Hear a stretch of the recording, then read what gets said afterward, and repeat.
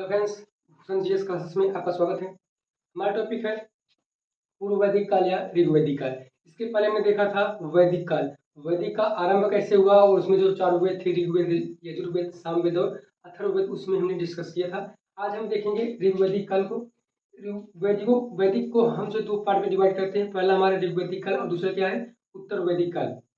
इसमें क्या है कि पूर्व वैदिक काल में हमारा जो ऋग्वेद के बारे में पढ़ेंगे और जो हमारा उत्तर वैदिक काल है उसमें यजुर्वेद, सामवेद और अथर्ववेद के बारे में पढ़ेंगे। तो आइए देखते हैं पूर्व वैदिक काल या ऋग्वैदिक काल। इसका जो काल चलता है, याद रखेंगे 1500 ईसा पूर्व से 1000 ईसा पूर्व तक। तो आइए डिस्कस करते हैं हम क्या पूर्व वैदिक काल को। तो पूर्व वैदिक काल में हम देखेंगे क्या, सबसे पहले राजनीतिक जीवन। इसमें राजनीतिक जीवन कैसी थी और सामाजिक जीवन, आर्थिक जीवन और धार्मिक जीवन कैसी थी, तो इसको हम अच्छे से डिस्कस करते हैं। क्योंकि सिंधु घाटी सभ्यता के पतन के बाद जो हमारा प्रारंभ होता है क्या, वो वैदिक काल। वैदिक काल का आरंभ कब हो रहा है, तो 1500 ईसा पूर्व से, और सिंधु घाटी सभ्यता का पतन कब हुआ, तो 1750 ईसा पूर्व के तहत हो गया था। तो देखते हैं पूर्व वैदिक काल में सबसे पहले राजनीतिक जीवन। राजनीतिक जीवन में क्या आता है कि कबीलाई जीवन। इसमें जीवन उनका कैसा व्यतीत होता था, उसमें जो है लोग जन किस तरह से अपना जो है रह रहे थे, तो वह कैसे रह रहे थे, वो कबीलाई जीवन रहे थे। यानी कि कहा जाए कि एक इकट्ठा होकर एक समूह बनाकर उसमें रह रहे थे। कैसे थे, तो वह कबीलाई जीवन थे। और कबीलाई जीवन को क्या कहा जाता है, तो जन कहा जाता है। लोगों के समूह को क्या कहा जाता है, तो जन या कबीलाई जीवन कहा जाता है। और इन कबीलाई जीवन के रक्षा के लिए क्या होते थे, तो एक राजा हुआ करते थे। तो एक राजा, जिसे राजन कहा जाता है। राजा क्या आप जो है चंद्रगुप्त मौर्य और अशोक सम्राट जैसे राजाओं से इनका मिल करते हैं? जी नहीं, ये उसमें उस टाइप के राजा नहीं थे, क्योंकि ये राजा जो थे उतने शक्तिशाली नहीं हुआ करते थे। जो इस समय जो हमारा पूर्व वैदिक काल में, क्योंकि यह जो काल है वह आप पढ़े होंगे सिंधु घाटी सभ्यता के पतन के बाद जो है आप भारत में आए थे। आए कहाँ से, मध्य एशिया से आए थे। आने के बाद यहाँ पर जो अपना विस्तार धीरे धीरे बढ़ा रहे थे। और राजा जो थे वो काफी शक्तिशाली नहीं थे, क्योंकि उसमें जो धन का बहुत अभाव था, उसमें इनके पास अधिक मात्रा में धन नहीं हुआ करते थे। इसलिए जो राजा काफी शक्तिशाली नहीं हुआ करते थे। और इन राजा के जो है सहायता के लिए कुछ समिति का गठन किया गया था। समिति जो आधिकारिक रूप में थे, तो राजा के सहायता के लिए समिति थी। कौन कौन समिति थी, तो समिति और सभा, विदत विदत और गढ़, ये चार भाग में डिवाइड थे जो राजा के सहायता के लिए थे। कौन कौन से थे, तो वह समिति, सभा, विदत और गढ़, इसे याद रखेंगे। तो समिति में क्या था कि समिति में जो थे आम सभा, आम सभा जो थी या लोगों को द्वारा आम सभा, यानी कहा जाए कि गांव के लोग जैसे आपस में सभा करते हैं, उस तरह की जो आम सभा थी, वो इस आम सभा को भी क्या कहते हैं, समिति कहते हैं। और इस समिति में जो थी महिलाएं, कौन सी, तो इस सभा में महिलाएं जो थी वह भाग लिया करती थी। आगे देखते हैं सभा, कुलीनों की सभा। जो इसमें कुछ श्रेष्ठ व्यक्ति हुआ करते थे, वो जो सभा करते थे, जैसे गांव के जो मुख्य लोग व्यक्ति होते हैं, जब वो सभा करते हैं कई गांव के व्यक्ति, उसे क्या कहा जाता है, तो उसे कुलीन कहा जाता है। क्या, कुलीनों की संस्था, कुलीनों की संस्था थी। आगे आते हैं विदत। विदत क्या थी, तो यह सबसे पुराना सभा, जब या सिंधु घाटी सभ्यता के पतन के बाद जो पूर्व वैदिक काल का स्टार्ट होता है, तो इसमें जो विदत है, इसे याद रखेंगे। विदत यह सबसे सबसे ओल्डेस्ट जो कहा जाए इसे, तो सबसे ओल्डेस्ट सभा थी। और इस सभा का जो है उल्लेख कहाँ से मिलता है, तो लूट से। क्योंकि जो पतन के बाद जो एक सिंधु घाटी पतन के बाद जो एक नया सभ्यता स्टार्ट होती है, तो उस समय क्या होता है कि समाज काफी विख्यात नहीं होता है। इसलिए जो उसमें जनता थी वो आपस में लूट मार के खा रहे होते हैं, क्योंकि उसमें ना तो धन था, ना तो अनाज था, कुछ भी नहीं था। इसलिए जो है जनता आपस में ही ऐसे काम करते थे। तो आप इसे याद रखेंगे, उपज, लूट और बंटवारा। जो लूट का सामान हुआ करता था, जैसे युद्ध करने के बाद जो वहां से सामान उपलब्ध होते थे, उनको जो है लाने के बाद बांटा जाता था, उसे लूट या बंटवारा करते थे। और इस बंटवारे में जो थे महिलाएं भी भाग लिया करती थी। इसे याद रखेंगे। तो महिलाएं किस किस में भाग ले रही है, तो वह समिति में भाग ले रही और विदत में, जो आम सभा थी, और बंटवारा लूट जैसे भागों में वह भाग लिया करती थी। आगे आते हैं गढ़, या जो कुलीनों की सभा होती थी। जो इन सब को मिलाकर जो कुलीनों की सभा बनती थी, उसे क्या कहते हैं, गढ़ कहते हैं। और गढ़ क्या करते थे, ये राजा की सब क्या करते थे, एक तरह से राजा की जो मदद करते थे, सहायता करते थे। तो आगे आते हैं हम अधिकारी। इसमें जो राजा के साथ जो उसमें दरबार में उपलब्ध हुआ करते थे जो अधिकारी, कौन कौन से थे? तो राजा के अधिकारियों को एक नाम दिया गया जिसे रत्निन कहा गया। क्या कहा गया है? रत्निन। इसे याद रखेंगे क्योंकि एग्जाम में पूछता भी है कि रत्निन शब्द कैसा है। तो यह जो है पूर्व वैदिक काल में अधिकारी के रूप में जो नियुक्त हुआ करते थे उन्हें क्या कहा जाता था? तो उन्हें रत्निन कहा जाता था। इसमें यह कौन कौन से थे अधिकारी में? तो सबसे पहले पुरोहित। पुरोहित जानते होंगे कि पुरोहित जो थे वह धार्मिक मामलों में अपना विचार विमर्श किया करते थे, साथ साथ जो युद्ध कैसे करना है और किस तरह के हर चीज बातें जो है डिस्कस किया करते थे, क्योंकि पुरोहित जो उस समय थे वह काफी पूजनीय हुआ करते थे। फिर आगे आते हैं सेनानी। जो सेना के प्रमुख होते थे, जो सेना के प्रमुख जिसे आप सेनापति भी कह सकते हैं, तो उन्हें क्या कहते हैं? सेनानी कहा जाता था। और होता है क्या? पूरक। याद रखेंगे पूरक। ये क्या होते थे? ये जो छोटे छोटे टीले हुआ करते थे उन टीलों के जो संरक्षण करते थे उन्हें क्या कहा जाता है? पूरक। क्या? पूरक। जो छोटे छोटे टीले हुआ करते थे उनकी सहायता के लिए। और जो अस्पर्श है, अस्पर्श जो है, ये अस्पर्श का क्या काम था? तो ये जो है गुप्तचर का काम किया करते थे। ये जो है हर जगह से जो है समाचार इकट्ठा करके जो राजा के सामने पेश किया करने का काम करते थे। तो आगे आते हैं, सेना में नियमित नहीं था। इसमें जो है आप देख रहे होंगे कि जो है पतन के बाद जो स्टार्ट एक नया सभा हो रहा है, तो उस समय जो सेना का अभाव तो रहेगा ही, क्योंकि धन का अभाव है तो सेना सेना का अभाव होना निश्चित है। इसलिए जो है सेना निश्चित मात्रा में नहीं थी। सेना उसमें कैसी थी? तो सेना जो थी वह युद्ध के दौरान जो है जो जन थे, लोग थे, सब इकट्ठा होकर युद्ध किया करते थे। युद्ध समाप्ति के बाद वो अपने काम में पुनः लग जाते थे। तो सेना इसमें कैसी थी? तो इस समय जो सेना थी वह नियमित नहीं थी। कि आगे आते हैं जो है बलि, या इसे कर कहते हैं कर। या इसमें जो था कर का प्रावधान था कि जो राजा होते थे क्या वह टैक्स वसूली करते थे? जी नहीं, उस समय जो राजा थे वह टैक्स वसूली नहीं किया करते थे, बल्कि उस समय जो जनता थी वह उन्हें स्वेच्छा से उन्हें जो है कर दिया करती थी।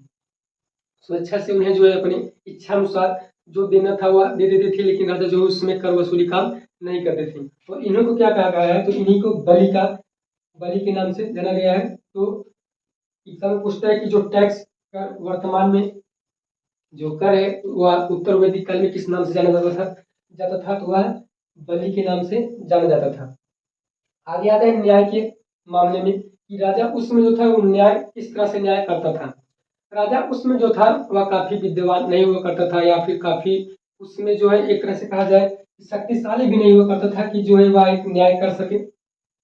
न्याय जो उसमें होता था तो उसमें जो है वर्गीकरण कहा जाए, या फिर अधिकारियों के मामले से जो दरबार में न्याय हुआ करते थे उसी से संबंधित थे। कि राजा जो है न्याय का दायित्व नहीं लेता था, जो उसमें अधिकारी थे वो सब क्या करते थे? न्याय को उसमें न्याय किया करते थे। तो ये हो गया हमारा राजनीतिक जीवन। राजनीतिक जीवन में हमने देखा क्या क्या कि जो कबीलाई जीवन था, कबीलाई जीवन में जो जन हुआ करते थे और उनकी सहायता के लिए क्या होते थे? तो एक राजा हुआ करते थे जिन्हें राजन कहा जाता है। फिर आगे आते हैं सभा, विधि और समिति और गढ़ जैसे इनके राजा के सहायता के लिए संस्था रखी गई थी, और इन संस्था को इस तरह से बांटा गया है। फिर अधिकारी को रत्नीन कहा जाता है, जिन्हें पुरोहित और सेनानी और पूरक और अस्पष्ट में बांटा गया है। और फिर सेना की नियमित मात्रा इसमें क्योंकि सेना उपलब्ध नहीं थी। फिर आगे आते हैं जो कर का जो उसमें कर की वसूली हुआ करती थी उसे बलि कहा जाता है। और जो राजा उसमें थी कर तो वसूली का काम करते नहीं थे, जनता स्वेच्छा से उन्हें देने का काम करते थे। और न्याय के मामले में उनका क्या विचार था? इस तरह से हमने डिस्कस किया। अब आते हैं हम सामाजिक जीवन। उसमें जो था सामाजिक जीवन कैसा था पूर्व वैदिक काल में? तो उसमें जो था सामाजिक जो था वह समाजवादी था। कैसा था? उसमें समाजवादी था। जो जनता थी वह एक सम्मिलित मात्रा में रहा करती थी।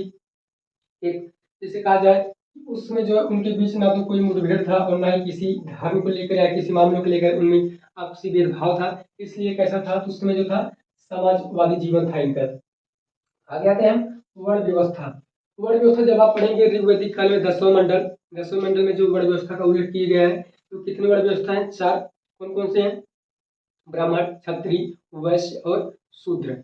इनको कितने पार्टों में बांटा गया है? तो वह 4 पार्टों में बांटा गया है। या जो आप 10वां मंडल पढ़ेंगे, 10वें मंडल में आप पढ़ेंगे पुरुषोक्ति जो पढ़ेंगे, इसमें आप देखेंगे कि 10वें मंडल में उल्लेख किया गया है किसका?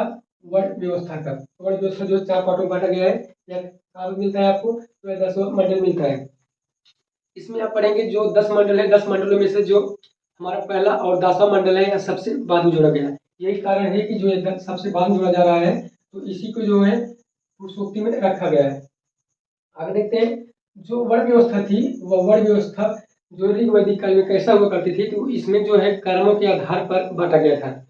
कैसे? कर्मों के आधार पर मिलता है किसमें, तो 9वें मंडल में हमें मिलता है कि उसमें जो जनता थी वह कैसे थी, उसमें जो वर्ण व्यवस्था कैसे बटा था, तो वह कर्मों के आधार पर, कर्मों के आधार पर जैसे कहा जाए कि आप जो एक पढ़े लिखे एक अच्छे इंसान हैं, तो आपको जो आधिकारिक रूप में या फिर ब्राह्मण की संज्ञा दी जाए, या फिर आप एक योद्धा हैं, एक ताकतवर इंसान है, तो आपको जो क्षत्रिय की संज्ञा दिया जाता था। और आप एक व्यापारी हैं, आप एक बिजनेसमैन हैं, तो आपको वैश्य में रखा जाता था। तो एक इसमें मिलता है, तो हमें मिलता है 9वें मंडल में। लेकिन जब आता है हमारा 10वां मंडल, और 10वें मंडल में जो है या जो जाति के आधार पर बांट दिया जाता है कि आप जो है वैश्य के घर में पैदा हुए तो आप वैश्य होंगे, आप ब्राह्मण के घर में पैदा हुए हैं तो आप ब्राह्मण ही होंगे। इस तरह का जो है हमें किसमें मिलता है, तो हमें 10वें मंडल में मिलता है। अब आगे आते हैं, वर्ण व्यवस्था की उत्पत्ति का वर्णन का काम मिलता है तो 10वें मंडल में। यहाँ तक क्लियर हो गया। अब आते हैं हम दास प्रथा।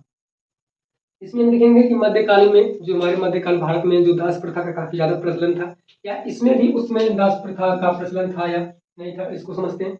उसमें दास प्रथा होता था। दासों को जो है अधिकांश मात्रा में रखा जाता था, उन्हें जो है इस तरह से प्रेरित नहीं किया जाता था कि नहीं तुम यह काम करो। इस तरह के जो दासों को रखा जाता था, लेकिन उसमें जो दासों का जो प्रचलन हुआ काफी फैलाव में नहीं था। आगे आते हैं परिवार। उसमें जो है परिवार कैसे हुआ करती थी, जो परिवार में आगे याद रखेंगे कि परिवार जो है वह पितृ संस्थात्मक थी। कैसी थी? वह पितृ संस्थात्मक थी। और जो इसके पहले देखे थे सिंधु घाटी सभ्यता में, वह कैसी थी? वह मातृ संस्थात्मक थी। परिवार में क्या है, परिवार को जो है कुल का सबसे छोटा इकाई कहा गया है। परिवार को सबसे छोटा इकाई कहा गया है, क्योंकि जो परिवार था, परिवार के जो सदस्य जो मुखिया जो थे कौन थे, वह पितृ संस्थापक थे। और परिवार को चलाने वाले पिता, और इसके पहले जो सिंधु घाटी सभ्यता मैंने देखा था वह मातृ संस्थापक थी। उसमें जो था परिवार कैसा था, तो वह संयुक्त परिवार था। इसे याद रखेंगे कि परिवार कैसा था, तो संयुक्त परिवार था। आगे आते हैं, थोड़ा बात करेंगे स्त्रियों के बारे में कि जो इसमें स्त्री की स्थिति कैसी थी, महिलाओं की इसमें स्थिति कैसी थी, वह कैसी थी। तो महिलाओं की जो स्थिति थी उसमें काफी अच्छी हुआ करती थी। कैसे कि जो है उपनमन उपनमन संस्कार आपको ऋग्वेद में मिलेगा। उपनमन संस्कार कितने थे, उसमें 16 उपनमन संस्कार थे जो महिलाओं को मिले थे। और एवं शिक्षा का अधिकार था, उसमें महिलाएं जो है शिक्षा में पूरा भाग लेती थी, वह शिक्षा ग्रहण करती थी महिलाओं के साथ, पुरुषों के साथ हर भाग में जो है हर डिपार्टमेंट उनका योगदान होता था। इसलिए इस तरह से आप देखेंगे कि जो ऋग्वैदिक काल है उसमें जो वर्तमान में महिलाओं के साथ जैसे हर एक डिपार्टमेंट महिलाओं का जाना प्रवेश करना अधिकार है, इसलिए उसी तरह से इसमें भी था कि महिलाएं इसमें शिक्षा ले सकती थी और अपने जो है संस्कार को रख सकती थी। और इसमें बहुत बड़ी बात क्या है, इसमें जो पुनर्विवाह का भी अवलोकन मिलता है। पुनर्विवाह मान लीजिए क्या है कि आपको जो पढ़ेंगे मध्यकालीन भारत के बाद आधुनिक भारत तक क्या देखा गया था कि महिलाओं को जो है पुनर्विवाह करने का जो है अधिकार नहीं था। लेकिन इसमें क्या देखा जा रहा है कि उसमें जो है महिलाओं को पुनर्विवाह करने का जो है अधिकार था। और आगे आते हैं एक नियोग प्रथा। ये नियोग प्रथा क्या है, तो नियोग प्रथा ये कि अगर किसी भी महिला का जो है पति मर जाता है, मरने के बाद जो है अपने देवर से जो शादी करती है, क्या कहते हैं इसे, नियोग प्रथा कहते हैं। और इसमें जो है बाल विवाह पर भी उसमें रोक था, क्योंकि बाल विवाह उसमें रोक था। और आगे देखते हैं दहेज प्रथा, क्योंकि उसमें जो है धन बहुत अधिक मात्रा में नहीं थी, इसलिए जो है दहेज प्रथा पर प्रतिबंध लगाया गया था। और इसमें जो महिलाओं का जो हमें मिलता है कि जो विदेशी महिलाएं थी जैसे गार्गी, मैत्रेयी और कात्यायनी, ये जो महिलाएं हैं या विदेशी महिलाएं हैं जो यानी पुरोहितों से संबंधित है, विदेशी महिलाओं का वर्णन मिलता है इसमें। महिलाओं को याद रखेंगे गार्गी, मैत्रेयी और कात्यायनी जो है एक विदेशी महिलाएं हैं, इसमें वर्णन मिलता है इसमें तो ऋग्वैदिक काल में। आगे आते हैं, इसमें जो मानव थे वह या शाकाहारी होते थे या मांसाहारी होते थे, तो इसमें याद रखेंगे कि इसमें जो है मानव जो थे वह शाकाहारी और मांसाहारी दोनों हुआ करते थे। और मनोरंजन की बात करें तो इसमें जो मनोरंजन के लिए जो व्यक्ति उसमें अपना मनोरंजन किया करते थे, तो पासा, नृत्य और संगीत और जो है घुड़सवारी जैसे कि ये लोग अपना मनोरंजन बनाते थे। फिर ये हमारा हो गया सामाजिक जीवन। सामाजिक जीवन हमने देखा क्या कि समाज उसमें कैसे हुआ करते थे, वर्ण व्यवस्था कैसे बांटा गया, और इसमें जो पिता का के द्वारा क्या सम्मान था और महिलाओं की इसमें क्या स्थिति थी, और समाज जो था वह शाकाहारी और मांसाहारी हुआ करते थे, और मनोरंजन के लिए वह क्या उपयोग करते थे, इसको हमने डिस्कस किया। अब हम देखते हैं आर्थिक जीवन। इसमें जो थी आर्थिक जीवन इनका कैसा था। तो आर्थिक जो है अर्थव्यवस्था का मुख्य आधार। इसमें क्या था कि अर्थव्यवस्था का इनका जो आर्थिक स्थिति को समझने के लिए हम समझेंगे कि अर्थव्यवस्था का मुख्य आधार क्या था, वह पशुपालन था।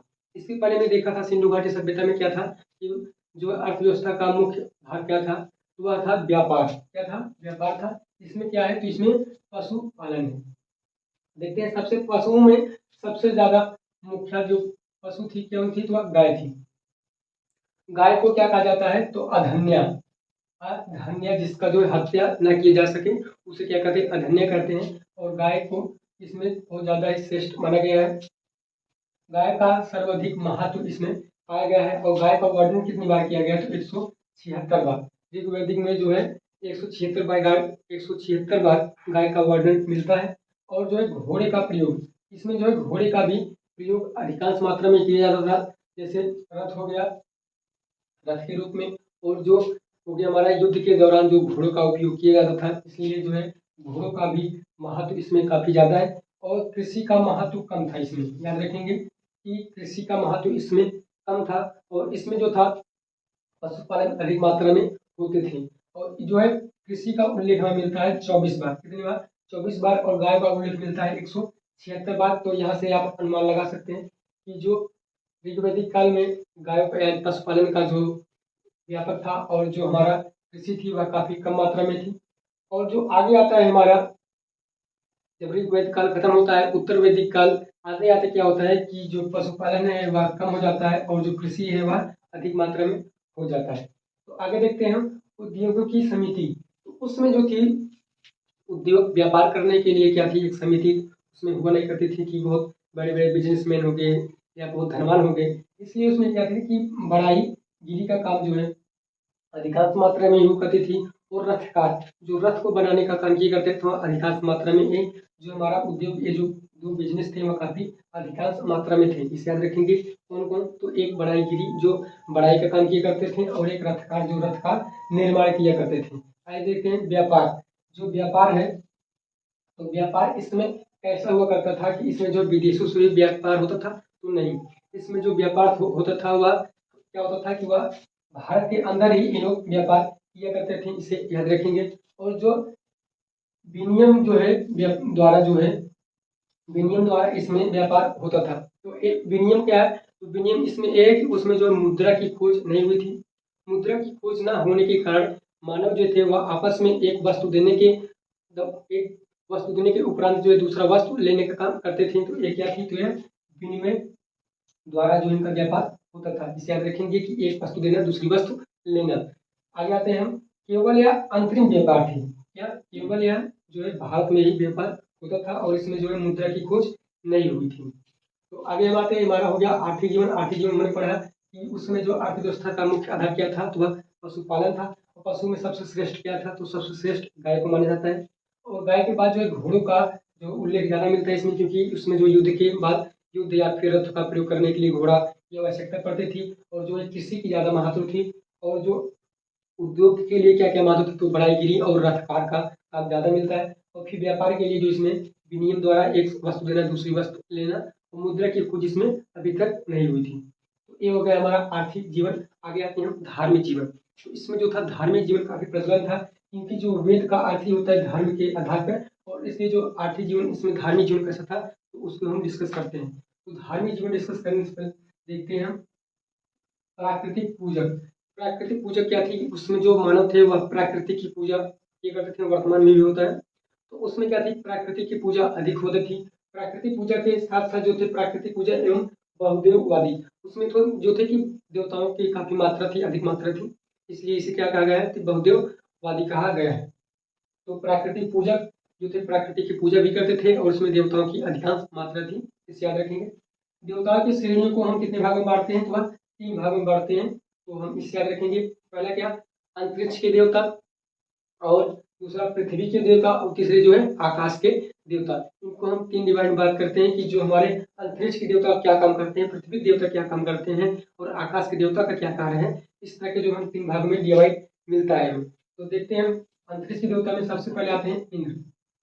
इंद्र, मारुत, रुद्र और वायु, ये कौन देवता हो गए हमारे, क्या अंतरिक्ष के देवता हो गए। और हमारे जो पृथ्वी के देवता है अग्नि, सोम और बृहस्पति, ये क्या हो गए, तो ये हमारे पृथ्वी के देवता हो गए। और जो आकाश के देवता है, आकाश के देवता सूर्य, वरुण और उषा और सावित्री, याद रखेंगे ये सावित्री,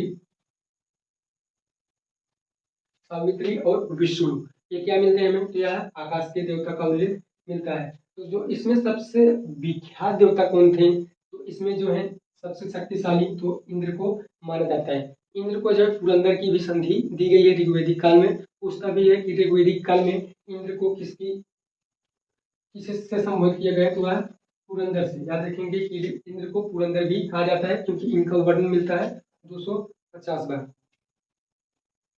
इंद्र सबसे प्रमुख देवता माने जाते हैं ऋग्वेदिक काल में। और अग्नि को मध्य अष्ट देवता कहा जाता है। अग्नि को जो है ना तो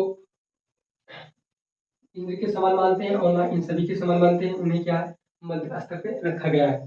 तो अग्नि देवता का उल्लेख हमें 200 बार मिलता है, उसमें ऋग्वेदिक काल में इनका वर्णन 200 बार मिलता है। और सबसे अधिक मात्रा में इंद्र की जो हमें वर्णन मिलता है कितनी बार, 250 बार। और इसमें वरुण देवता का क्या कार्य था, तो वरुण देवता जो थे उनका कार्य था वर्षा के देवता। इन्हें जो वर्षा के देवता के नाम से जाना जाता है। और जो हमारे सावित्री, याद रखेंगे